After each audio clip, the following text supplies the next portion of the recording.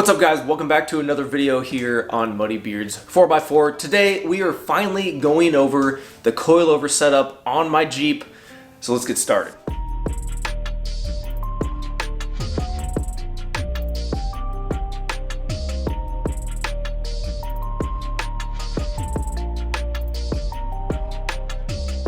The year 2020. February. I had just released a 4-link video for you guys of setting up the 4-link rear suspension on my Jeep Wrangler TJ with a Ford 9-inch.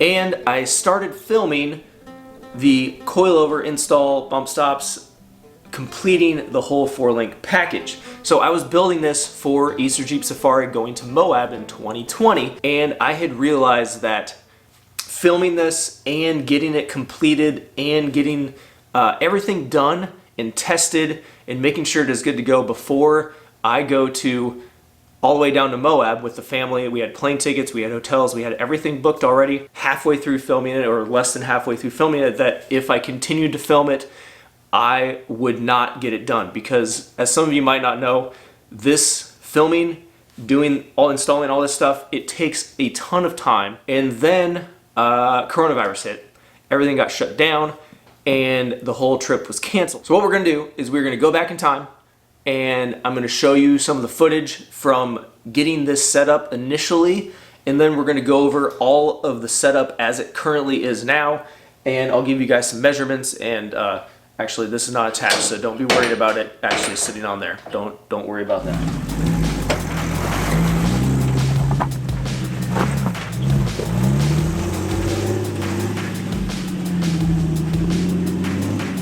Since I've stretched this rear axle back about 5 inches, I'm going to run into some clearance issues with this fender flare and these fenders right here. So I'm going to pull this fender off. I'm going to end up probably cutting it where it bends down and bending a tube and finishing it off where it just comes straight to the side plate here. The tire is going to come back to like here. So I'm going to be doing a lot of cutting in here. And I want to take this apart a little bit before I figure out my coil mounts on the inside of the frame here, because I got to do some cutting on the inside of the fender. So first up, take these fenders off.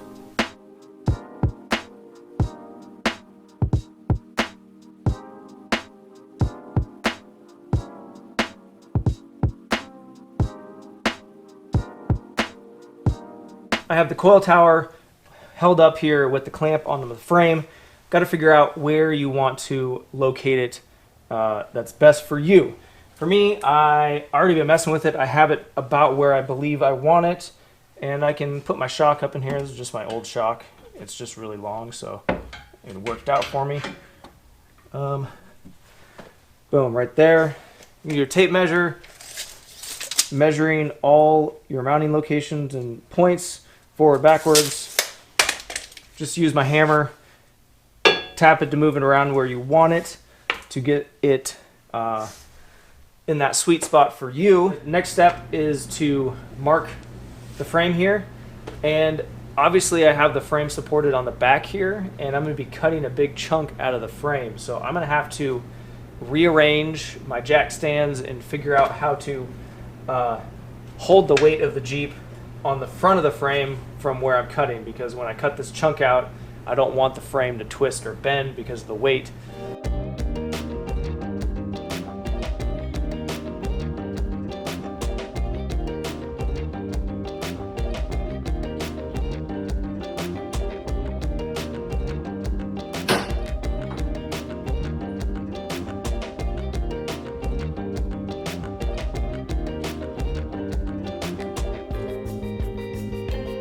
With the notch cut into the frame, I still got some grinding to do to get this totally flat. You can also see that the Genrite gas tank, the front mounts go through the frame right here. So that's a problem. So what I'm going to do, I'm just going to take this bolt out, support the gas tank, and then once I get everything set where I want it, I will mark the inside of the coil tower, drill it and tap it so it will be threaded, and I can just bolt it directly through the tower.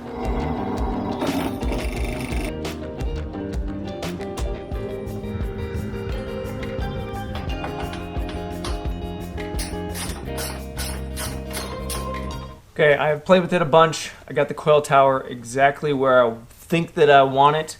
So now what I got to do is I have to put this whole side together, put the tire on, and start articulating it up and down and get my different measurements.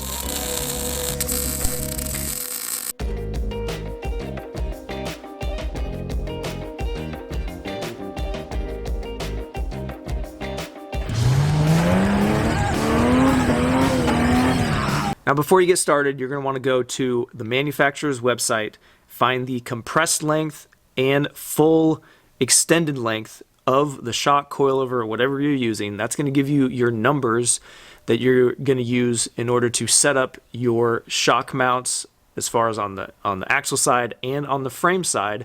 Now on my setup, I have about 5 inches of up travel and about 9 inches of down travel. Before we get into the details, just going to go over all of the parts that I have in order to finish out this 4-link suspension. Unlike the video says, I ended up going with King shocks, not necessarily because I wanted them. I wanted Fox shocks, but at the time I was ordering these from AccuTune Off-Road. The Fox shocks were not available. And I didn't actually want a remote reservoir either. This is literally the only shock that they had that fit my Jeep that I could get in time for my trip. So I didn't plan ahead. So even right now, especially right now, it's really hard to get these shocks and expect it to take months or longer in order to get a set of coilovers made for your application. So I'm going to read my invoice and so I make sure I get it correct because it's been a while. So these are King 2.0 14-inch coilover remote reservoir with the compression adjuster. So I have an adjuster up here. I can adjust it higher or lower, which changes the valving in my remote reservoir. So my iBox springs, this top spring is a 150-pound spring, so it's softer. As it goes up the suspension cycle, it will use this top spring first, and the center section here will get up to this adjuster nut up here, and as soon as it bottoms out here, it'll start using this bottom stiffer spring. And this stiffer spring is a 16-inch long, 200-pound spring. So these are pretty soft for its pretty light rear end. So these are the King 2.0 air bumps. Oh, that one's a little bit loose. Oh, they're tightening it up. Of course, I gave them all of my unsprung, sprung weight. They know all the specs on my Jeep. I gave all that to them, and they revalved and built this coilover for my Jeep specifically. So paid February 19, 2020. This whole setup was $1,948. So this was a lot more money than I wanted to spend, but this was, like I said, this is literally the only thing that was available that I could get my hands on to finish my build for Moab. All of the brackets that I'm using are from Barnes 4-wheel drive. So this Frenchton coil tower bracket, I originally started out with their standard one, which is about 15 inches long. And I realized after running all my numbers and everything, I wasn't able to do it with the 15-inch one. So I went ahead and got their extra long one, which is like $131 for the pair. And it's about 19 inches long. So I ended up having to go with the longer one of these coil towers. And this bump can, I was not able to get from AccuTune Off-Road. They're on back order from King. I was able to find them on Summit Racing and got those shipped out and got those in time. My limit strap is a wide open design, 18-inch limit strap. And again, the brackets that I'm using for it are Barnes 4-wheel drive. And we also have a set of 1/4-inch gussets on both sides right here, also from Barnes 4-wheel drive. This mount here is a modified Barnes 4-wheel drive shock mount because I wanted it as high up and out of the way as possible, and to get my numbers that I wanted, my up travel, down travel, and my clearance, this is where I ended up mounting it. This is a Barnes 4-wheel drive bump pad, which you can see my tab for my limit strap welded to the back side of that. Typically this is mounted to the top of the axle. It has little tabs to weld it really nicely on the top of the axle, but as you can see where this is located, I didn't have room for that. So I had to compromise, modify it, and turned it sideways and mounted it on top of my lower control arm mount here.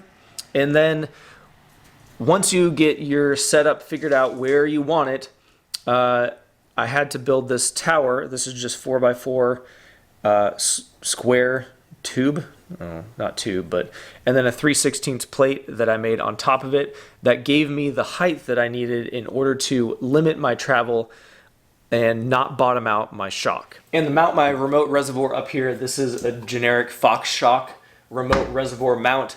It works pretty good. I think I got it on Amazon. It's like 30 or 40 bucks for the pair. If you guys don't know already, Barnes 4-Wheel Drive has been one of our biggest supporters of this channel, and I really, really love their products, their price, made in America. If you guys want 10% off, there's a discount code for you guys. There's a link in the description. Make sure you guys take advantage of it on your builds like this. It's gonna save you, if you order everything all at once and save up and make one big order, that 10% is really gonna help you out.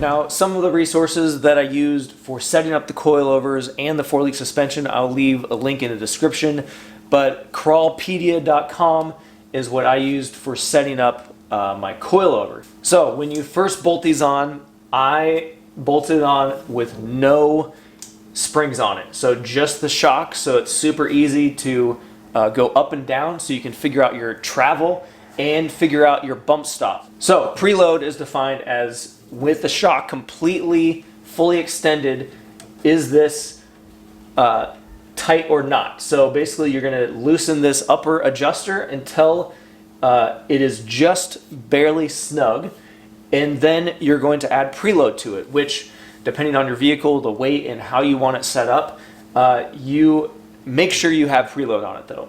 I have about 1 inch of preload because I've actually taken a bunch of weight off of the back of here. I believe I had about 2 inches of preload before, and in order to lower it down a little bit, I took 1 inch or so of preload out of it to lower the rear end a little bit. Now, there's not a ton of adjustment, but you can raise and lower it using the preload. Not optimum, but it does work a little bit. Once you have your coilover installed, you run it through its cycle, figuring out your full bump, and then in your down travel, you're gonna have your limit strap right here. You're gonna want to account for about 1.5 inches of stretch in this limit strap. It's just the way, the nature of the material is it's gonna stretch. So they say, give yourself 1.5 inches extra for this thing to stretch. So keep that in mind when you're setting up your limit straps. And I did end up cutting into the tub up here and to fit it all inside of there. What I ended up doing on this rear fender, sorry it's kind of dirty and muddy, is I cut it basically in half right here, cut this whole second half off that used to go around here, and had to cut a big notch all the way to the edge here.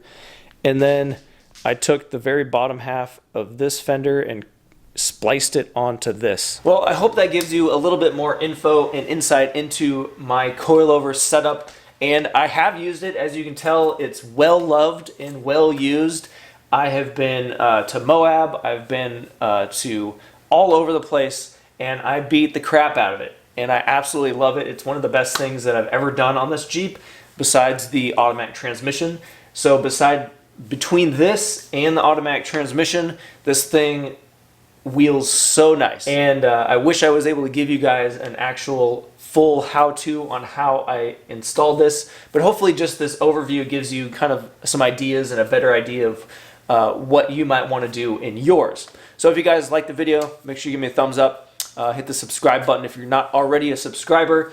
Really appreciate it. Check out our website, muddybeards4x4.com. We got shirt stickers, stuff like that. We got sponsors, links in there that have discount codes, and that's for you guys. Give you guys discounts. If you want to follow me on social media, I am at muddybeards4x4. And until next time, guys, we'll see you on the trail.